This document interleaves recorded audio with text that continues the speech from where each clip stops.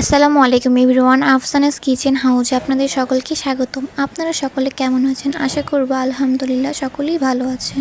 আমাদের আজকের রেসিপিটা হচ্ছে ঢেঁড়স আর চিংড়ি মাছের তরকারি।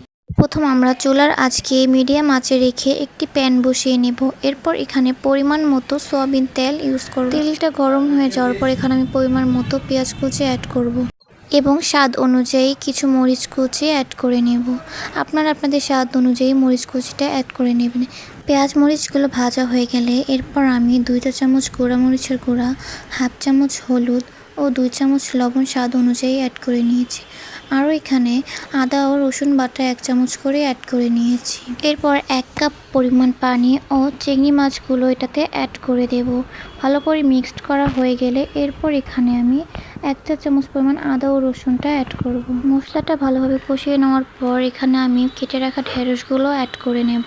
ঢেঁড়সগুলো অ্যাড করে নেওয়ার পর ভালোভাবে মিক্সড করে এটাকে ঢেকে আমি 7 থেকে 8 মিনিট অপেক্ষা করব সিদ্ধ হওয়া পর্যন্ত। অপেক্ষা করার পর তরকারিটা প্রায় হয়ে এসেছে। এখন এটাকে 2 থেকে 3 মিনিট নেড়ে চেড়ে জাল করে নেব। এই পর্যায়ে চুলার জালকে মিডিয়াম আঁচে রেখে আরও 3 থেকে 4 মিনিট অপেক্ষা করব। 3-4 মিনিট অপেক্ষা করার পর আমার তরকারিটা পুরোপুরি রেডি। এবার এটাকে আমি আলাদা পাত্রে তুলে পরিবেশন করতে পারবো। আজকের এই রেসিপিটা যদি আপনাদের সকলের ভালো লেগে থাকে তাহলে অবশ্যই আমার চ্যানেলকে সাবস্ক্রাইব করবেন এবং লাইক ও কমেন্ট করে আপনাদের মতামত জানাবেন। যদি কোনো ভুল ত্রুটি হয়ে থাকে অবশ্যই ক্ষমা সুন্দর দৃষ্টিতে দেখবেন। আসসালামু আলাইকুম সবাইকে, সবাই ভালো থাকবেন। আবারও দেখা হবে অন্য কোনো রেসিপি নিয়ে।